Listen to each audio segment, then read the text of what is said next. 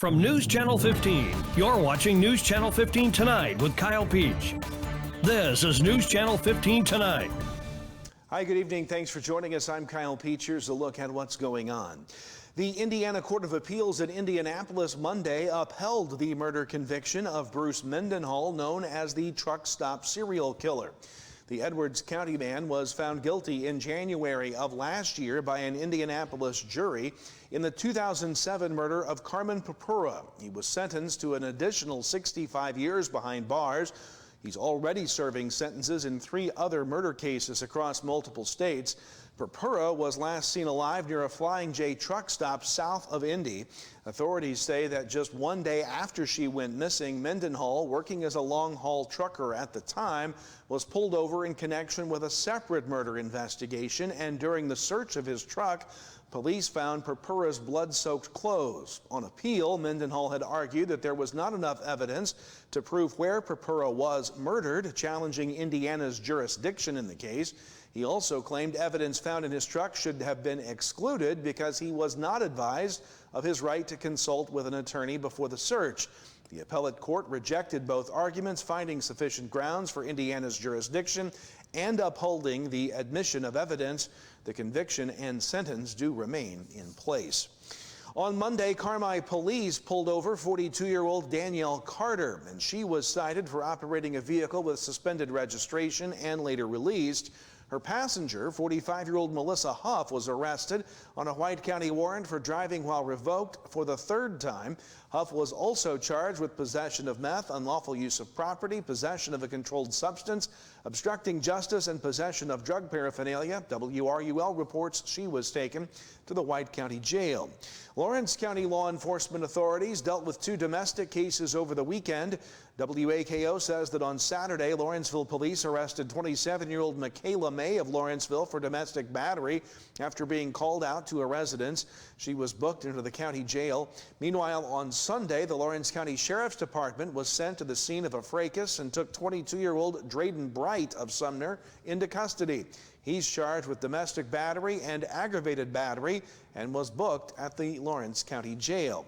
Olney police report several recent arrests. Last Thursday, 61-year-old Christine M. Weber of Olney was arrested for DUI, disobeying a stop sign and following too closely after a traffic stop on the 900 block of Southwest Street. Also Thursday, 20-year-old Tristan S. Patterson of Olney was arrested for DUI, possession of cannabis in a vehicle, and failure to reduce speed to avoid an accident after a crash in the 400 block of East Mack Avenue. On Friday, 35-year-old Michael A. Braxton Jr. of Olney was arrested on a failure to appear warrant. Saturday, 42-year-old Justin J. Engel of Olney was arrested for disorderly conduct after an investigation on Northwest Street. And on Sunday, 21-year-old Devin G. Kurtz of Olney was arrested for violating an order of protection after an investigation in the 1000 block of West Butler Street. Elsewhere tonight, fire heavily damaged a home north of Fairfield on Monday. WFIW says crews were called to the Jorge Munoz residence on Enterprise Road. According to Fairfield Rural Fire Chief David Vaughn, the fire started on the back porch, then spread up a wall and into the attic, causing severe damage to the home. Thankfully, though, authorities say no injuries were reported. At Monday's Grayville City Council meeting, Library Board President Andy Brock questioned if part-time library staff would be budgeted for a raise that the library had requested. WRUL reports that Treasurer Sharon Walden said it was not in the budget. In other matters, the council approved the purchase of a laptop for City Administrator David Kendrick of some $3,500 from PC Doctors. City Attorney Jay Walden said he was taking steps to get money back from police officer Brandon Smythe, now an officer in Enfield. The city of Grayville paid for Smythe's training, and a reimbursement agreement for that training was in place should he leave the department before a certain time. Walden noted that partial repayment of some $5,500 for the training had been made, but Walden has informed him that Grayville will now file a complaint and seek to have his wages garnished to complete the $5,500 repayment. In other matters, the council agreed to a lease with E.T. Simons for 133 Industrial Park for 6 months and will be for $1,250 per month with an option to extend the lease. The city, meanwhile, will put up for sealed bid 3 separate properties, which will be opened in May. You can contact City Hall for more information. Meanwhile, the Grayville Council also agreed to a $12,950 grant to Project 1855 for an HVAC project at that business.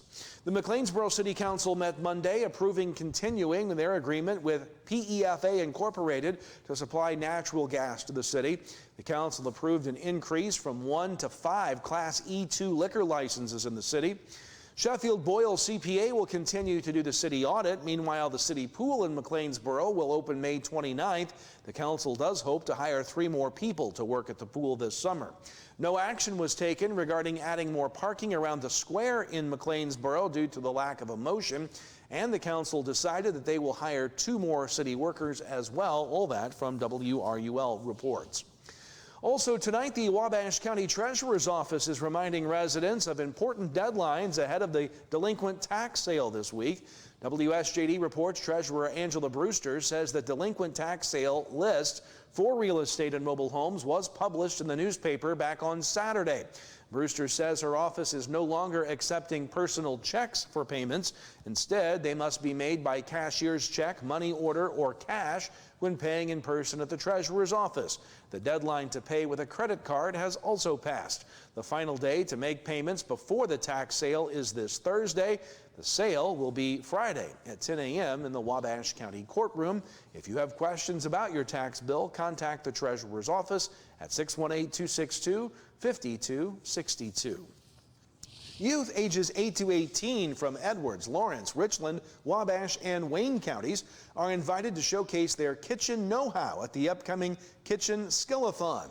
The fun and educational competition will test participants' knowledge of cooking tools, meat cuts, general cooking skills, and more. The event will be this Saturday from 10 to noon. Registration starts at 9:30. It'll be at the Country Financial Hall at 90 West Pine in Albion.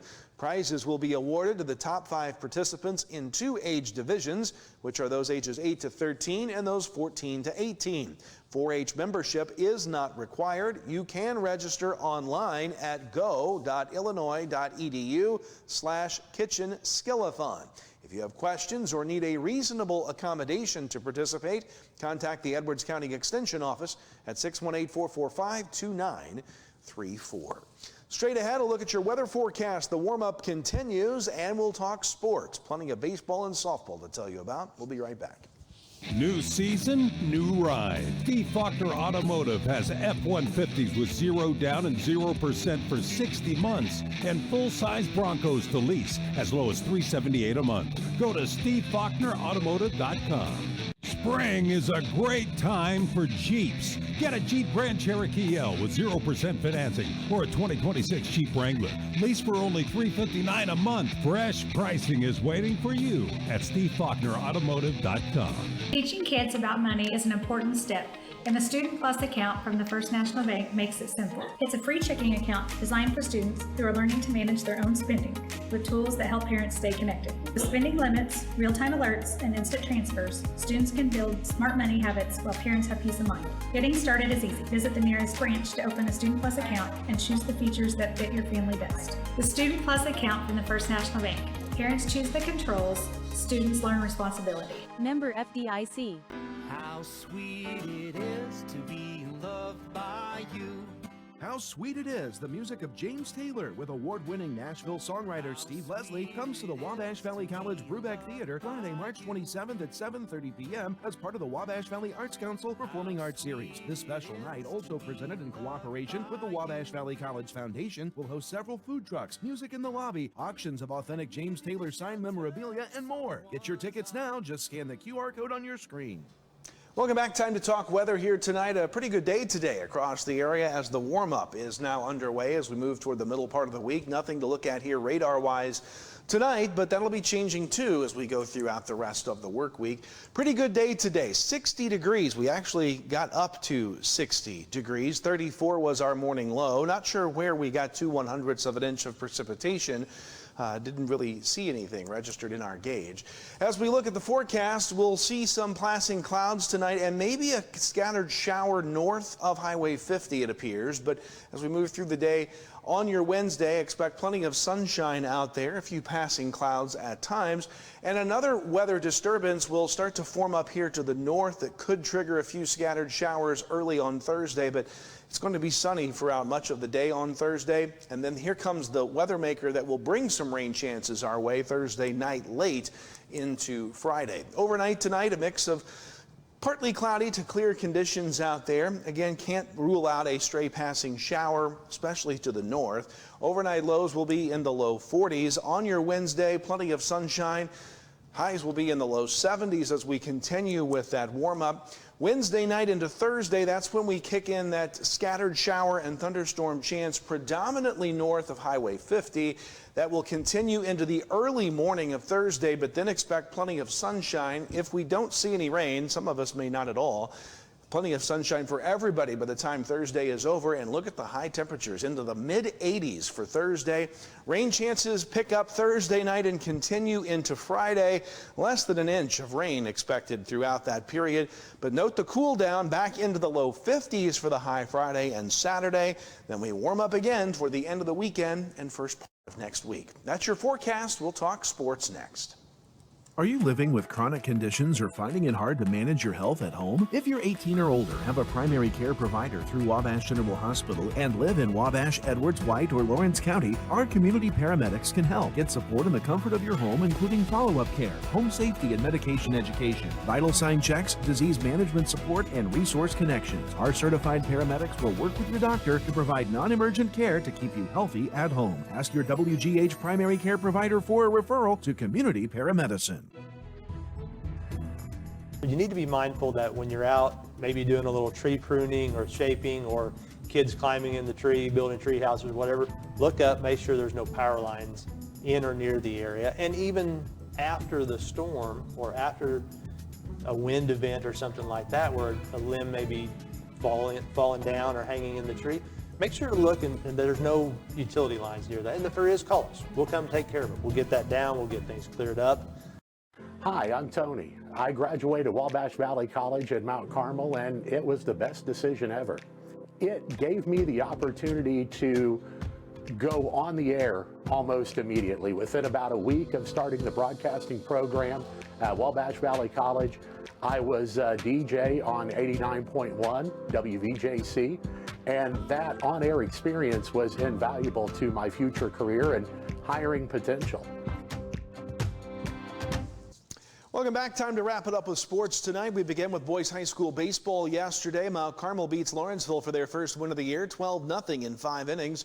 Effingham St. Anthony beat Olney 7-5. Edwards County topped NCOE 14-0 in 5. Newton beat Effingham 4-3. Fairfield beat South Central 4-3.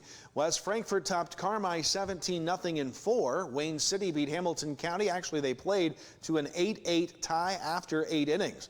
Christ Our Rock beat Flora 11-1. Belleville West over Salem 2-1, and North Clay beat Neoga 11-0 in 5 innings. Girls softball yesterday, Carmi beat Lawrenceville 9-5. Edwards County beat NCOE 10-0 in 5. Fairfield blanked Altamont 17-0 in 6. Hamilton County beat Wayne City 20-0 in 3 innings. Newton beat Arthur Lovington Atwood Hammond 25-3 in 4. T-Town beat Salem 16-1 in 3, and Red Hill over Grayville 13-12 in a shootout there.